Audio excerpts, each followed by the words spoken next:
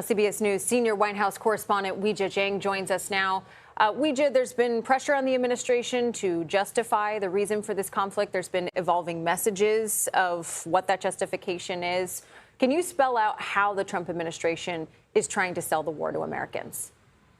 Well, you're right, Kelly, in that we have heard several reasons now that the president has used to justify launching those strikes into Iran. Just yesterday, he said somebody asked him to grade his performance so far on his handling of the war, and he said it would be a 15 out of 10. So the president believes that his message is resonating with the American public. And you should hear from his own words here what he said about the reason why he felt now was the time to attack. Listen.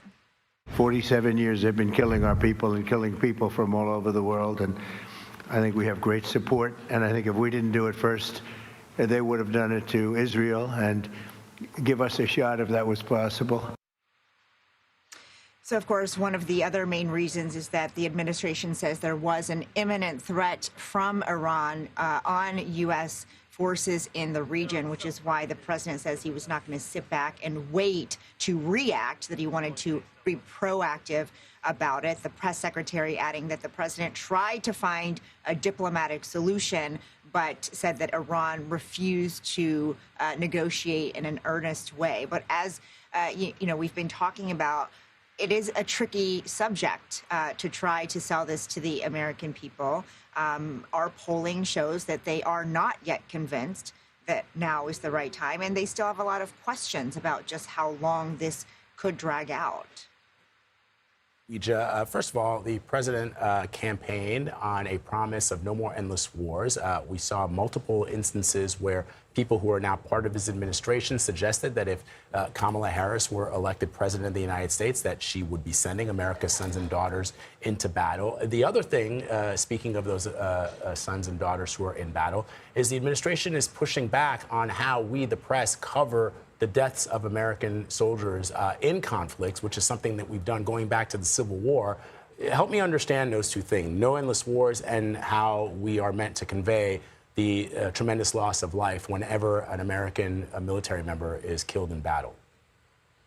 Well, Vlad, on the no endless wars, this is a real political challenge for President Trump because, as you just mentioned, he said multiple times, especially during his most recent presidential campaign, things like, great nations do not fight endless wars. He stressed that he wanted to remove the U.S. from ongoing conflicts like in Russia and Ukraine, as an example. But the administration has tried to argue that this is not the start of a forever war, but rather the end of one, because they claim that, Iran has been for over 4 decades such a threat to the U.S. and to the world.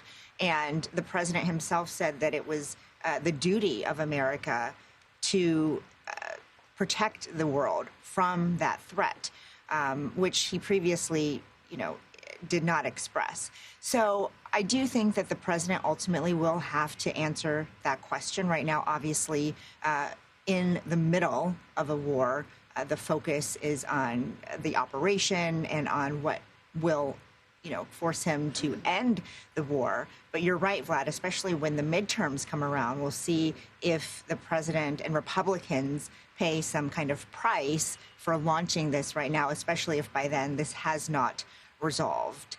On your other question, it was remarkable. We were watching the Secretary of Defense, Pete Hegseth, together yesterday when he really attacked the press and said, that the media looks for ways to make the president look bad, and that includes focusing on the casualties of war and plastering those things all over the front page. The press secretary struggled with this yesterday when she was asked directly by a colleague of ours, whether those remarks represented the administration's stance that reporters shouldn't be covering fallen soldiers.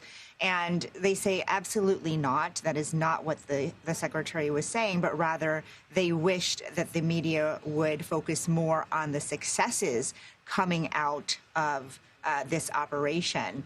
And certainly, I think reporters cover both, as we have here.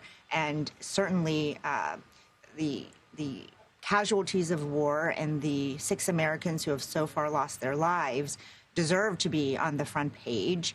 And I think ultimately that is a difficult defense of what the Secretary of Defense said yesterday, Vlad. And a point of respect and humanization rather than just becoming a number, a statistic. Weijia, thank you.